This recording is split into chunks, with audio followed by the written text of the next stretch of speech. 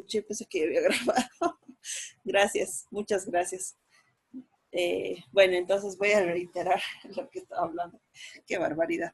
Bueno, estamos avanzando, estamos continuando, o bueno, en este caso avanzando lo que es el estudio de la Procuraduría propiamente dicha, a partir de lo que es la estructura en su interior, para saber cómo desempeña estas funciones o esta función, este mandato constitucional, como es la defensa de los más altos intereses del Estado. Y es a partir, bueno, partimos de lo que jerárquicamente está debajo de quien encabeza esta Procuraduría como Subprocurador General del Estado. Estamos estudiando las subprocuradurías que forman parte, 3 subprocuradurías. Y estábamos hablando de la Subprocuraduría de Defensa y Representación Legal del Estado. Como vimos la anterior clase, o clases anteriores, esta Subprocuraduría de Defensa y Representación Legal del Estado cumple esta función de defensa legal del Estado en 2 ámbitos específicos: en los arbitrajes internacionales de inversión y en los casos en materia de derechos humanos. Perdón, voy a admitir a sus compañeros. Y hemos visto lo que es el tema de materia de derechos humanos. Hemos partido, de hecho, por eso primero. Y ahora estamos viendo el tema de lo que es los arbitrajes internacionales. Hemos visto de forma general en qué consiste esto de los arbitrajes internacionales, cumpliendo pues lo que es la función misma de defensa legal del Estado. Haciendo referencia que en los periodos neoliberales el periodo de los gobiernos neoliberales de Bolivia, vale decir, de los gobiernos de 1985 hasta el 2005, es decir, después de la dictadura militar hasta el 2005, se ha suscrito una serie de instrumentos internacionales por parte del Estado boliviano, unos instrumentos en los que se obligaba a resolver sus controversias relativas a inversiones extranjeras a través de una serie de mecanismos que son alternativos a lo jurisdiccional, es decir, no ante una corte, no ante un tribunal, sino en este caso ante arbitraje, ante un tribunal arbitral que no es propiamente un tribunal jurisdiccional, no es una corte, pero sí es, bueno, diríamos, una autoridad que soluciona controversias, pero como una salida alternativa. Lo malo de estos convenios, perdón, de estos instrumentos internacionales, es que aumentaban protegían más lo que es la posición del inversionista y no así la posición del Estado. ¿Eso qué ha implicado? Como veíamos, pues habían derechos exclusivos para los inversionistas extranjeros. Las obligaciones que se imponían en estos laudos arbitrales que se dictaban era imponer únicamente sanciones al Estado boliviano y no así a los inversionistas extranjeros. Es más, no se les podía exigir a los mismos que cumplan algunas obligaciones. Habían cuadros de impunidad para estos. Se permitían a inversionistas extranjeros de terceros estados con los cuales Bolivia no había suscrito en ningún tratado. Había siempre había una cláusula de solución de controversias entre el inversionista y el Estado, donde se diseñaban mecanismos contenciosos por una sola vía. ¿Cuál era ese mecanismo contencioso por una sola vía? Que solamente podía demandar el inversionista extranjero y no así el demandado. Ya se definían los papeles. Demandante, el inversionista extranjero; el demandado, el inversionista, el Estado boliviano. No podían revertirse sus papeles. Entonces, esos son aspectos negativos que han ido surgiendo del suscribimiento de estos TBI, o conocidos tratados bilaterales de inversión, que eran acuerdos de protección y promoción recíproca de inversiones, ¿no? Y bueno, eso era parte del Foro de Arbitraje Internacional. En su momento, el Procurador General del Estado se pronunció sobre estos denominados paraísos jurisdiccionales. Se denominaban paraísos jurisdiccionales a este ámbito de protección a través del arbitraje internacional a los inversionistas extranjeros. Y el ex procurador, el doctor Pablo Menacho Diederich, ¿qué dijo al respecto? La situación jurídica creada por los tratados bilaterales de inversión que otorga la posibilidad a un inversionista extranjero de sustraer sus controversias de interés y orden público del marco constitucional y legal, así como de la autoridad competente o jurisdiccional al país donde realizó la inversión, sometiendo dichas controversias a foros alternativos de arreglo con carácter deslocalizados, en los que quienes conocen dichas controversias cuentan para su resolución con un amplio margen de discrecionalidad y están sujetos a normas abstractas insuficientes fragmentarias. Con todo ello, Bolivia ha tomado dos acciones específicas respecto a esos instrumentos internacionales. ¿Y qué hizo? Primero ha denunciado el convenio CIDAI. Denunciar un convenio significa ya apartarse del cumplimiento de un convenio internacional, en realidad porque atenta a los intereses del Estado. Denunciar es decir, ya no quiero ser parte de este convenio, e hizo eso el Estado boliviano. Además ha denunciado varios tratados suscritos y ratificados por los gobiernos neoliberales. Actualmente Bolivia, a través de la Procuraduría General del Estado, el Ministerio de Relaciones Exteriores, el Ministerio de Economía y Finanzas Públicas, el Ministerio de Planificación y el Ministerio de Agua y Medio Ambiente, ha diseñado un nuevo modelo de instrumento internacional sobre promoción de inversiones extranjeras, y es el Acuerdo de Inversiones para el Desarrollo. Eso para romper con ese paradigma en el que solamente se protege al inversionista en desmedro de los intereses del Estado. Por eso se han denunciado tratados internacionales y más bien se ha formado el Acuerdo de Inversiones para el Desarrollo. Bueno, hemos hecho mención de tratados bilaterales de inversión suscritos por el Estado de Bolivia, así como el convenio convenio CIADI, que ha sido ratificado y denunciado por Bolivia, y son todos esta lista. Esto no es necesario que lo aprendan, no, sino que les estoy mostrando para que den cuenta cuál es la cantidad de esos tratados bilaterales de inversión. Parece que dejó de llover. Un minutito, por favor, una de sus compañeras no está pudiendo ingresar. De todos modos, hasta ahí hemos llegado a la anterior clase y ahorita vamos a continuar con el tema de arbitraje, que es bastante larguito en realidad. Aquí está. Bien. ¿Qué más podemos hablar del tema de arbitraje? Ay, perdón, chicos, creo que me ha pasado el frío con la lluvia. Que ha dejado de llover, más bien porque tenía un ruido de fondo que un poco distorsionaba el sonido. Reglamentos de arbitraje, que lo pongo para que ustedes lo vean. No es necesario que se memoricen ni estos casos, ni los tratados que ha suscrito o denunciado el Estado boliviano, ni estos reglamentos, pero lo pongo para que ustedes puedan advertir cuáles son los mismos. Ahora, ¿qué organismos, ante qué foros o qué organismos es que ha participado el Estado boliviano? Hablando siempre todavía de arbitraje internacional. A ver, tenemos primero la Corte Internacional de la CCI. ¿Qué es la CCI?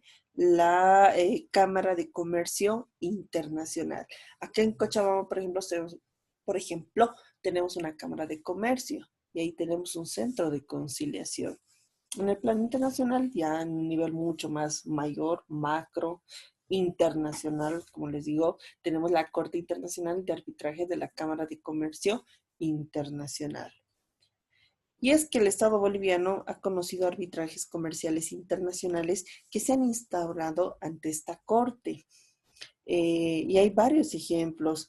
El caso Jindal Steel Bolivia contra Estado Plurinacional de Bolivia, el caso Corporación Minera de Bolivia, el caso de la empresa siderúrgica del Mutún contra el Estado boliviano, que se ha acudido ante esta Cámara de Comercio, ante esta Corte Internacional de la Cámara de Comercio Internacional.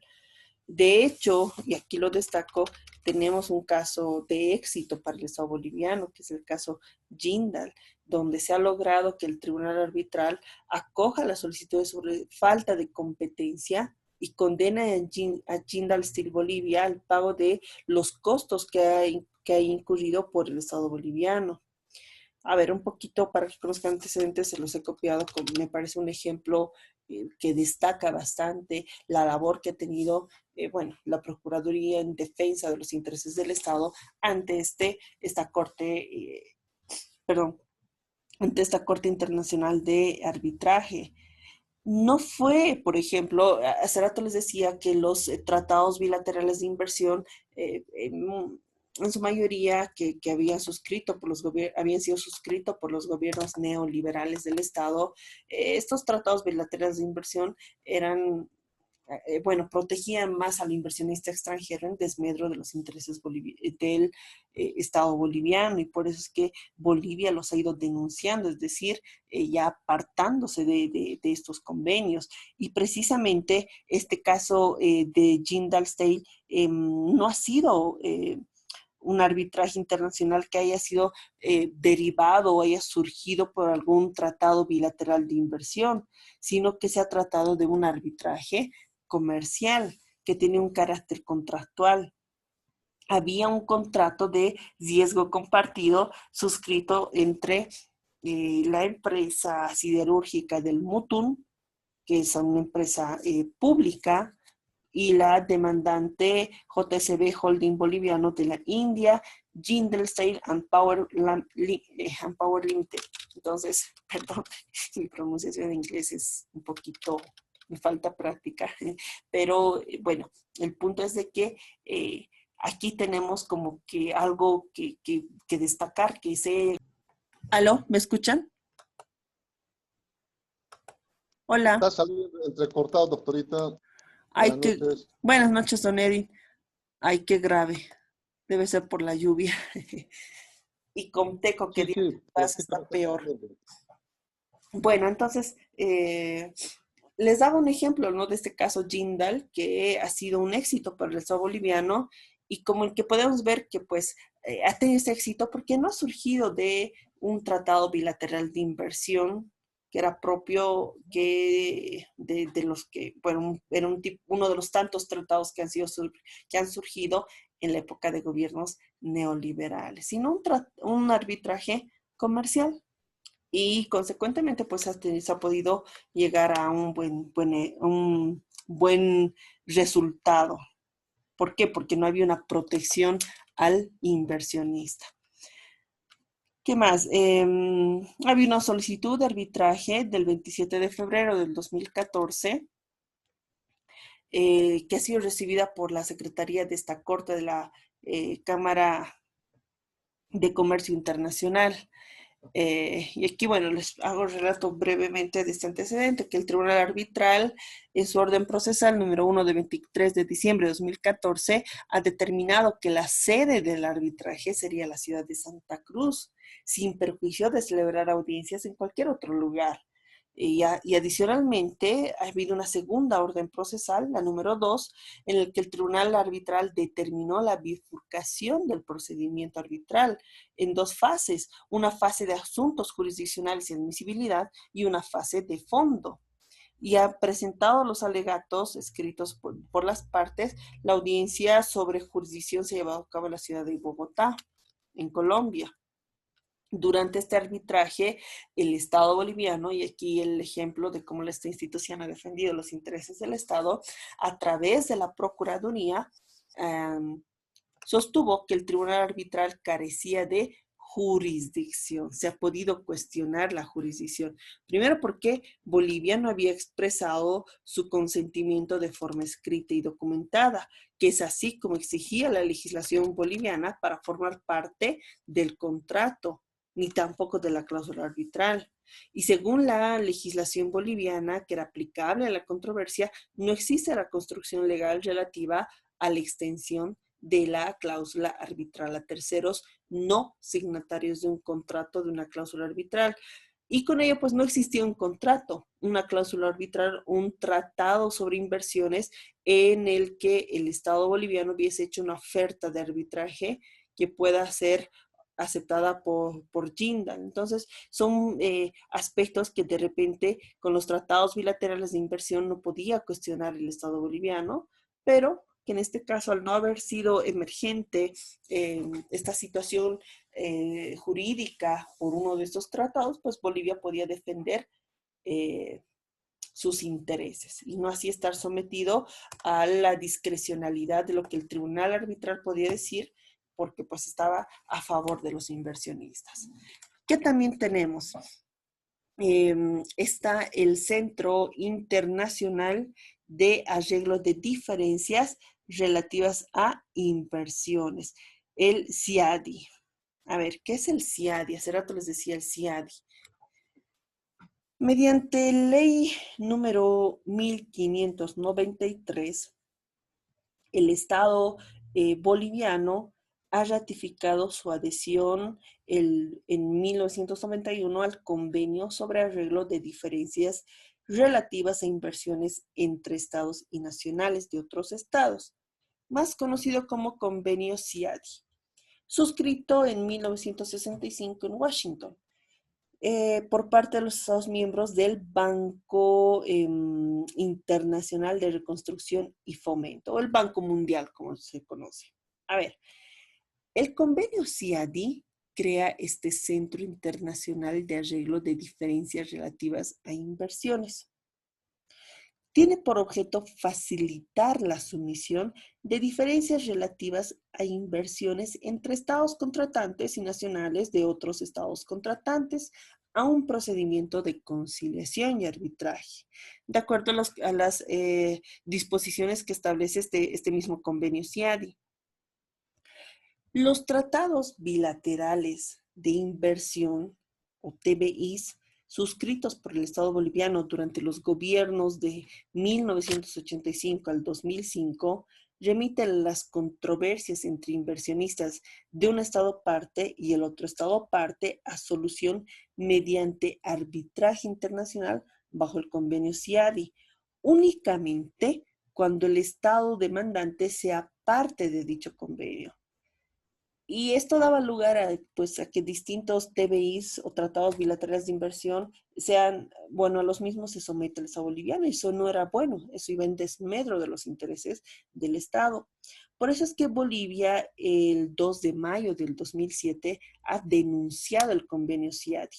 Ya no es parte del convenio CIADI, por lo que ya no es aplicable y no es exigible al Estado boliviano el cumplimiento de este convenio, que como les digo, más protegía al inversionista extranjero que el Estado mismo. Pero han habido casos que el Estado boliviano ha tenido ante el CIADI. A ver, ¿qué tenemos?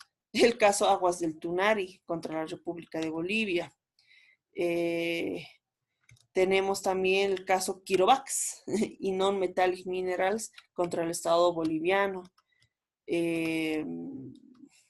Bueno, es entre otros. Aquí les pongo algunos detalles de algunas cositas relevantes de este caso, de este par de casos. Tenemos finalmente como otro foro en el que se desenvuelve el Centro Internacional de Arreglo de Diferencias Relativas a Inversiones CIADI. A ver, otro centro, otro foro. El Centro Internacional de Arreglo de Diferencias a Inversiones CIADI. perdón, un minutito. Estoy viendo que se me está apagando mi computadora. Un minutito. Cada vez me hago esto que me olvido colocar mi cargador. De mi minuto, por favor.